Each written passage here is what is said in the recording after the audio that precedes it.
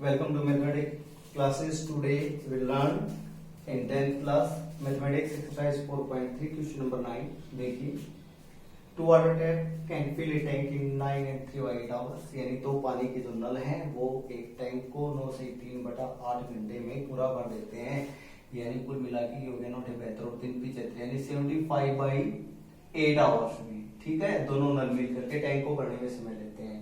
अब इसने आगे लिखा है the tap of larger diameter takes 10 hours less than the smaller one to fill the tank separately. अब इसने ये कहा कि जो नल है जिसका डायमीटर ज्यादा है वो दूसरे नल से टैंक को भरने में कितना 10 घंटे कम समय लेता है. ठीक है, यानी आप ये समझें कि एक तो आपका घर पर पानी की सप्लाई वाला टैंक है और दूसरा जो है आपके खेत में ट्यूबवेल वाला है.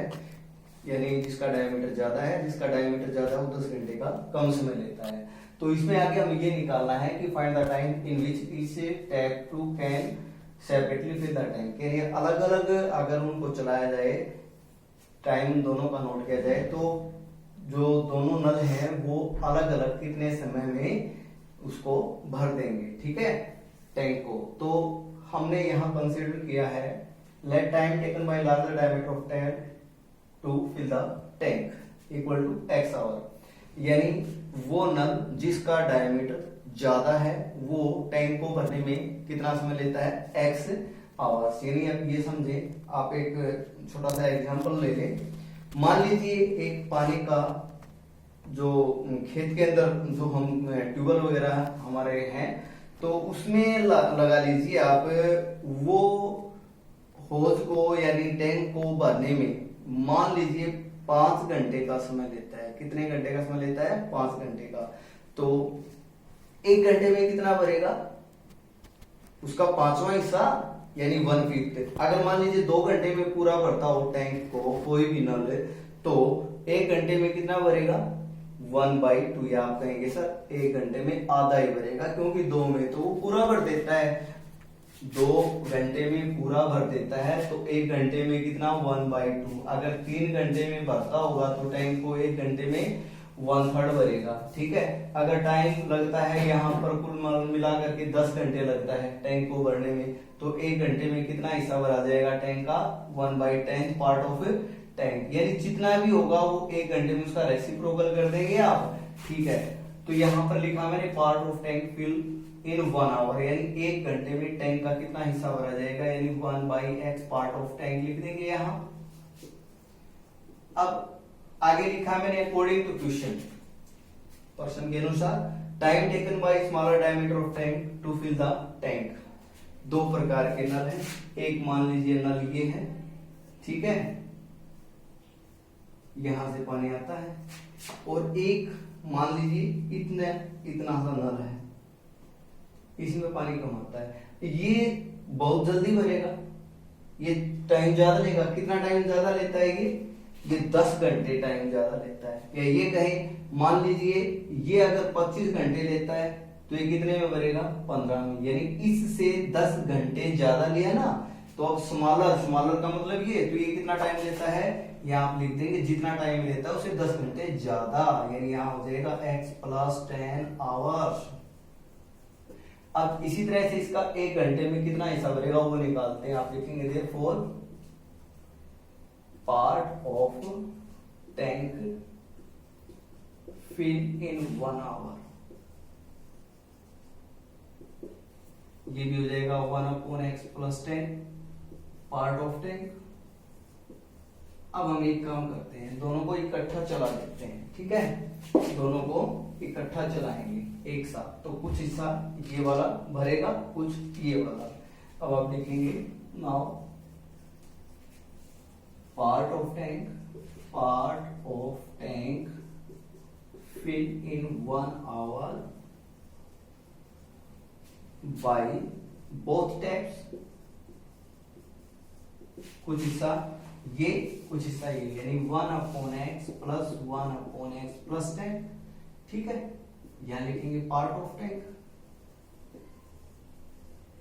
अब फिर से वही बात हो गई, 1 घंटे में कितना क्या भरेगा. अब ये दोनों नल नल मिलते हैं इकट्ठा इन दोनों को चलाया जाता है तो ये कितना समय लेते हैं।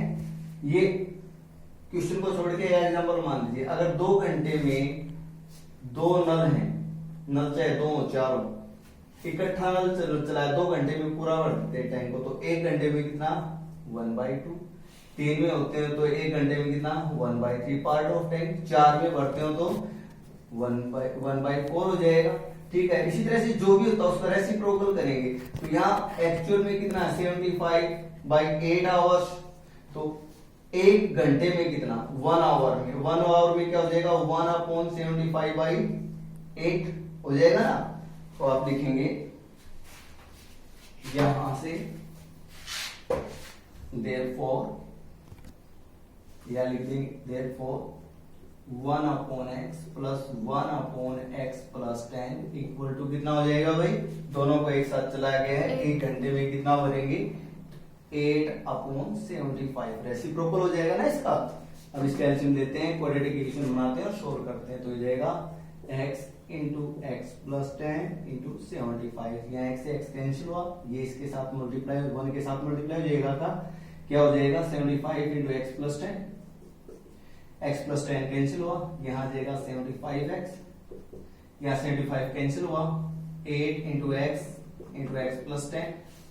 अब यहां से आगे ये हो जाएगा, इसको थोड़ा सिंप्लीफाई करते हैं, 75 इंटू एक्स ये हो जाएगा 75x प्लस 750 प्लस 75x और equal to 8x square plus 80x। अब इनको इधर ले आते हैं तो इधर आ जाएगा 0, 8x स्क्वायर प्लस 80x। अच्छा ये देखिए 75x प्लस 75x कितना हो गया 150 और इधर आ गया माइनस, तो ये हो जाएगा 150x और माइनस का हो जाएगा 750। ठीक है, 0 को आप इधर लिख सकते हैं, आपके पास क्वाड्रेटिक इक्वेशन हो जाएगी 8x स्क्वायर माइनस हो जाएगा यहाँ 70x माइनस 750 इक्वल टू 0। यहाँ से कॉमन निकाल लीजिए जो भी कॉमन हो, ठीक है, थोड़ा सा जल्दी सोल्व हो जाएगा क्वेश्चन। यहाँ से 2 कॉमन निकाल लिया मैंने, तो ये हो जाएगा 4x square minus 35x minus 375 equal to 0। 2 इसके नीचे आ जाएगा तो क्वाड्रेटिक इक्वेशन हो जाएगी 4x square minus 35x minus 375 equal to 0/2 which is equal to 0। ठीक है, इससे आगे सोल्व करते हैं, देखिए ये हो जाएगा 4x स्क्वायर। अब इसको फैक्टराइज करते हैं, ठीक है, फैक्टराइज कैसे करेंगे देखिए, यहाँ माइनस 375 है, इसको किससे मल्टीप्लाई करेंगे 4 से, इसको 4 से मल्टीप्लाई करते हैं तो हमारे पास कितना आ जाता है माइनस 1500 आ जाता है। ठीक है, तो इसके टुकड़े बनाएंगे ऐसे, माइनस में है तो एक प्लस का होगा एक माइनस का होगा, तो आप ऐसे कर सकते हैं माइनस 36 प्लस 1, लेकिन यहाँ तो मल्टीप्लाई जो है वो 1500 है, तो हम क्या करेंगे इससे थोड़ा सा बड़ा, इससे बड़ा करेंगे तो मान लीजिए मैंने यहाँ कर दिया 50 माइनस 15 15 यानी 750 ही हुआ, नहीं बड़ी बात। हमें कितना चाहिए 1500 चाहिए, थोड़ा सा और सोचते हैं, मान लो यहाँ मैंने 60 कर दिया, यहाँ मैंने 25 कर दिया, अभी मल्टीप्लाई करते हैं 25 यानी 1500 ये आ जाएगा। ठीक है, तो यहाँ पर जो इसके मिडिल टर्म स्प्लिट करके जो इसके फैक्टर बनते हैं वो क्या हो जाएगा प्लस यहाँ आ जाएगा 60x और माइनस आ जाएगा 25x। ठीक है, और माइनस 375 इक्वल टू 0। अब इन दोनों में जो कॉमन है वो x प्लस कितना आ जाएगा, ये माइनस का होगा, यहाँ ये प्लस का होगा। ठीक है ना, क्योंकि माइनस में 35 जो है वो माइनस है तो इसलिए पहले वाला माइनस होगा, तो यहाँ क्या आ जाएगा x माइनस 50। ठीक है, और प्लस 25 कॉमन लेंगे यहाँ से, तो फिर ये हमारे पास x माइनस 15 आ जाएगा इक्वल टू 0। तो इसके जो फैक्टर हैं वो हो जाएंगे x minus 15 and 4x plus 25 equal to 0। When x minus 15 equal to 0, then value of x equal to 15. When 4x plus 25 equal to 0, then x equal to minus 25/4. देखिए time तो कभी नेगेटिव होता ही नहीं, ठीक है ना, तो ये हो जाएगा नॉट पॉसिबल। तो यहां दोनों का अलग अलग टाइम निकालना था, तो x किसका टाइम कंसीडर किया था आपने, time taken by large diameter of tank to fill the large diameter of tank to fill the tank. ठीक है, तो जो लार्जर टाइम जो है वो लार्जर डायमीटर ऑफ टैप, इसका कितना आ गया 15 आवर्स, 15 घंटे में भरेगा।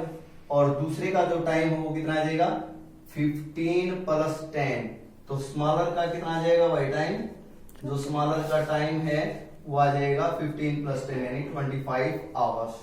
ये दोनों लाइन आप इसके नीचे लिखेंगे, यहाँ जगह नहीं थी, ये काफी लेंथी क्वेश्चन था इस एक्सरसाइज का। क्या मैं तो ये कहूंगा कि 4th चैप्टर का ही थोड़ा सा लेंथी क्वेश्चन है, आप इसको 2 बार करेंगे तो अच्छे से हो जाएगा। नाउ अब हम करते हैं question number 10। Question number 10, an express train take 1 hour less than a passenger train to travel 132 kilometer distance between Mysore and Bangalore without taking into consideration the time they stop at intermediate stations। इसने क्या कहा है, इसने ये कहा है रेलगाड़ी है दो, एक एक्सप्रेस और एक पैसेंजर।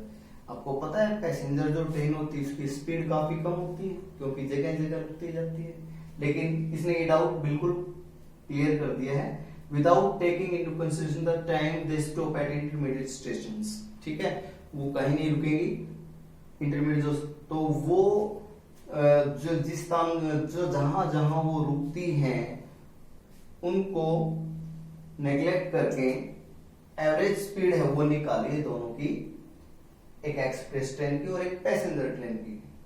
तो एक्सप्रेस ट्रेन की स्पीड ज्यादा होती है, तो कितना क्या फर्क बताया इसने वो भी देखिए। 132 किलोमीटर की दूरी तय करनी है, 2 शहर, एक मैसूर एक और बेंगलोर दोनों के बीच में। ठीक है, तो इसने ये लिखा एक्सप्रेस ट्रेन जो वो 1 घंटा कम समय लेती है। कम समय क्यों लेती है, क्योंकि उसकी स्पीड ज्यादा है। कितनी ज्यादा, आगे ये भी लिखा है if the average speed of the express train is 11 km/h more than that of the passenger train, यानी पैसेंजर ट्रेन की जो स्पीड है उससे 11 किलोमीटर प्रति घंटा ज्यादा है, किसकी, एक्सप्रेस ट्रेन की। ठीक है, मान लीजिए अगर एक की स्पीड 40 किलोमीटर प्रति घंटा है, किसकी, पैसेंजर की, तो एक्सप्रेस की कितनी हो जाएगी 40 + 1 किलोमीटर प्रति घंटा। ठीक है, find the average speed of 2 trains, दोनों की आपने एवरेज स्पीड निकालनी है। तो मैं ये कहूंगा कि क्वेश्चन नंबर 8 की तरह से ये कोई ज्यादा मुश्किल नहीं है ये। ठीक है, तो यहाँ पर एवरेज स्पीड कंसीडर की पैसेंजर ट्रेन की x km/h, therefore average speed of passenger train sorry express train, express की कितनी हो जाएगी 11 किलोमीटर ज्यादा है ना, तो x + 11 km/h। डिस्टेंस कितनी कम कवर कर रही है दोनों ट्रेन ने, 132 किलोमीटर। ठीक है, अब टाइम निकालने का क्या फार्मूला होता है, डिस्टेंस अपॉन स्पीड। ठीक है, अकॉर्डिंग टू क्वेश्चन क्या कहा है, 1 घंटा कम समय लेती है एक्सप्रेस ट्रेन, 1 घंटा ज्यादा लेती है अकॉर्डिंग टू क्वेश्चन। अगर मान लीजिए एक्सप्रेस ट्रेन ने 5 घंटे का समय लिया है तो पैसेंजर ट्रेन कितना लेगी 6, यानी पैसेंजर ट्रेन के टाइम में से एक्सप्रेस का टाइम माइनस करते हैं तो कितना आना चाहिए 1 घंटा। ठीक है, देखिए time, distance 132 kilometre distance, passenger की जो स्पीड है वो कितनी है x km/h। यहाँ टाइम आ गया किसका, पैसेंजर का, ये टाइम किसका है, एक्सप्रेस का। तो इस टाइम में से इस टाइम को माइनस करेंगे तो कितना आना चाहिए 1 आवर, 1/1। अब कर दीजिए इसको, एलसीएम लेंगे, x × x + 11, x से x कैंसिल हुआ 132x, माइनस यहाँ x + 11 कैंसिल हुआ, ये हो गया 132x × x + 11। ठीक है, और इक्वल टू यहाँ पर, अरे ये क्या कर दिया, x + 11 तो कैंसिल हो चुका है, ये थोड़े ना आएगा। ठीक है, यहाँ पर यहाँ x कैंसिल हुआ तो ये हो जाएगा 132x + 11, ये आ जाएगा यहाँ पर। ठीक है, माइनस यहाँ ये कैंसिल हो जाएगा तो आपके पास कितना आ जाएगा 132 × x, और यहाँ कुछ भी कैंसिल नहीं हुआ, यानी x × x + 11। तो देखिए इससे आगे सिंप्लीफाई करते हैं, 132 × x 132x प्लस इसको 11 से गुणा करते हैं, कितना आ जाएगा भाई 11 दूनी 22 11 33 और 2 35, 3 11 और 3 14, यानी 1452 minus 132x equal to x square plus 11x हो जाएगा। इसको छोड़ देंगे नीचे वाले को, ठीक है ना, क्योंकि दोनों साइड में हो गया। अब ये 132x से 132x कैंसिल हो जाएगा, 1452 इसको हम इधर ले आएंगे तो इधर आ जाएगा 0 equal to x square plus 11x minus 1452, ठीक है, x square plus 11x minus 1452 equal to 0। अब देखिए इसको मिडिल टर्म स्प्लिट करते हैं, ये कितना है माइनस 1452, इसको किससे मल्टीप्लाई, एक्स स्क्वायर के कोफिशिएंट से 1 है यहाँ पर, तो कितना है मल्टीप्लिकेशन होने के बाद माइनस 1452, यानी ये प्रोडक्ट आनी चाहिए बीच में जो रकम उसके टुकड़े देंगे माइनस, तो यहाँ एक प्लस का टुकड़ा होगा और एक माइनस का होगा, ठीक है। तो क्या क्या हो सकते हैं वो देखिए, 11 से तो बड़ा होगा, 12 माइनस 1 करेंगे, नहीं भाई बात नहीं बनेगी, माइनस 12 इन दोनों की गुणा हमको चाहिए ये, तो थोड़ा बड़ा सोचते हैं, 20 और 9 करते हैं, ठीक है, 180 और थोड़ा बड़ा 30 और 19 500 के आसपास हो गया, 44 और 33 करते हैं, ठीक है। आई होप ये कंप्लीट आ जाएगा, आप मल्टीप्लाई करके देख लेना, तो ये हो जाएगा x square plus 44x minus 33x, ये प्लस इसलिए है क्योंकि यहाँ पर था पहले, ठीक है, और माइनस 1452, तो इससे आगे हो जाएगा, यहाँ से x कॉमन लेंगे, x प्लस 45 माइनस 33 कॉमन लिया, x प्लस 45 ये सेम हो जाएंगे, तो ये जाएगा x plus 44 into x minus 33 equal to 0, and x plus 44 equal to 0, value of x equal to minus 44, जिसको आप स्पीड नेवर बी नेगेटिव, ठीक है, तो ये हो जाएगा नॉट पॉसिबल। इसके बाद x minus 33 equal to 0, then value of x equal to 33। तो जो एवरेज स्पीड है किसकी, पैसेंजर ट्रेन की, तो पैसेंजर ट्रेन की आ जाएगी 33 किलोमीटर पर आवर, ये आप यहां पर नहीं नीचे लिखेंगे लाइन लगा करके, ठीक है, और एक्सप्रेस की कितनी आ जाएगी 33 plus 11 that is 44 kilometre per hour. ये था क्वेश्चन, आई होप ये आपको समझ में आ गया होगा। नाउ इसके बाद करते हैं last question, question number 11, sum of areas of two square is 468 meter square, if the difference of their perimeter is 24 meter, find the side of two square।